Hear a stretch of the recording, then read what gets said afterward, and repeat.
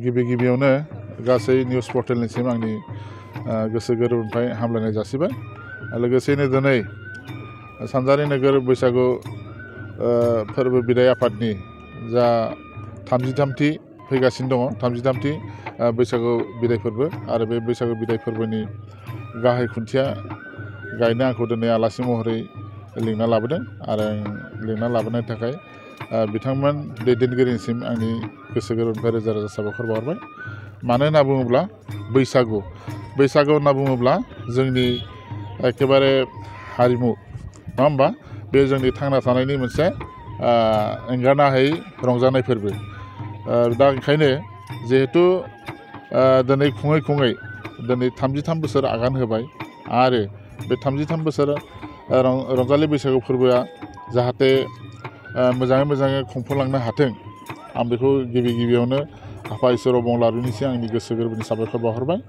आरो बैसागु होनना बुङोब्ला जोङो बयबो दिनै खाम सिफुं जथा सेरजानि रिंब्लानो जोङो बयबो मोसानो लुबैयो आरो बेखौ जोङो जिहेथु खुंबाय थानाय हिसाबै जोङो बोसोरफ्रोमबो खुंबाय थानाय हिसाबै बेखौ खुंखानांगोन आरो दिनै बेखौ खुंनो थांनायनि मोनसे लाहार फाहार जाहैबाय।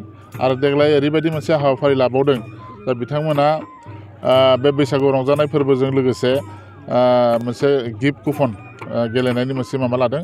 बेयाव खोब मोजां मोनसे जाहैदों। दा बेखायनो आङो बिथांमोन दैदेनगिरिनिसिम आंनि गोसो गोरबोनि साबायखर बावहरबाय। आरो दिनै बुंनो थाङोब्ला जोङो बैसागु सिगां आलायजाब्राया माखासे नेम खान्थिनि गेजेरजों रंजायै बाजायोमोन। आथिखालाव जोंनि गोनोखो मुगाजों गोरोबफानो थाखाय दिनै जोङो जौस्राङाव बैसागुखौ लाना फैदों आरो बे मोनसे जोबोद गोजोनथाव बाथ्रा जाहैबाय। जों आथिखालाव जोबोद आब्रुथियै जों बैसागु रंजानायफोरखौ जोङो देखायनो हादों आरो जोंनि गुबै थांखियानो जाहैबाय मा जोंनि माखासे हारिमुफोरखौ जोङो इन्टारनेसनेल लेभेल बेहाय जोङो दिन्थिलांनो थाखाय बा मोनथिहोनो थाखाय मोनसे नाजानायनि मोनसे हाबाफारि होनना बुंनांगोन। जे गेरेमसा हारि होनना बुंनाय लोगोनो सोब बिथिङाव जोङो जौगानांगोन। जेरै हारिमु बुंनो थाङोब्ला हारिमुखौनो बुंजागोन। हारिमुआवबो जोङो जौगानांगोन। जोंनि माखासे आसार खान्थि बेफोरबो जोंनो जौगानांगोन। दा बेफोरखौ नोजोर लाखिनानै जोङो बोसोरै जोङो मडार्नाइज खालामलांनो नाजागासिनो दं। बेनि थाखायनो दिनै जोंनि बे लाहार फाहार आरोखि। दा आङो सुंद'यै बेखिनिखौनो बुंनानै आंनि माबाखौ गोजोन्थों। गिबियावनो फुं बेला समावहाय मिडियानिसिम गोजोननाय थाबाय। दा जोङो फैगौ सानजारि नोगोर बैसागो फोरबोनि जानानै जोंहा दिनै SB बर' गोजौ फरायसालिनि नैबे फोथाराव जोङो गाहाय खुन्थिया गायसननाय जादों।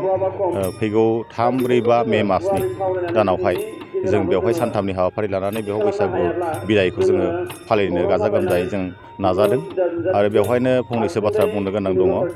जोङो दिनै बेवहाय गासिबो सानजारि नोगोरनि मोनफ्रोमबो गामिनिफ्राय जों माखासे प्रतिजुगिता बादायलायनाय जों बेवहाय लाफादों।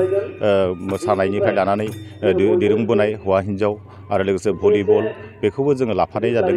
सानजारि नोगोरनि सिङाव थानाय गासिबो गामिखौ जों हांख्रायहरदों आरो बेवहाय बर'नि गासिबो माहारियारि आफादफोरा गासिबो बेवहाय सह'जुग खालामदों आरो बेवहाय गासिबो माने जगाजग खालामलायनानै जोंनि बे गोदोनिफ्रायनो जोंनि बर' हारिनि माखासे कालसारफोर बे कालसारफोरखौ दिन्थिनायाव बयबो हेफाजाब होनायखौ जों नुदों आरो हेफाजाब होगोन। जों बिसास खालामो जोंनि बेवहाय सानजारि नोगोराव सानथामनि हाबाफारियाव बयबो गाजा गोमजायै जोङो बेवहाय नुजाथिफैगोन। जों आरो मोनफ्रोमबो गामियाव जों खावलायनो थाखाबाय आरो लाइजामजों लोगोसेनो आरो मोसानायफोरखौबो मोनफ्रोमबो गामियाव लादों होननानै जोंबो मिथिनो मोन्दों। जोङो दासान्दि माने थिग खालामथ'नाय जायाखै। साननैसोनि उनावहायनो जों बेखौ थिग खालामगोन। आलासिखौ जों दासान्दि माने फिक्स जों खालामनो हाथ'वाखै। जों दा सावरायलायगासिनोसो दङ।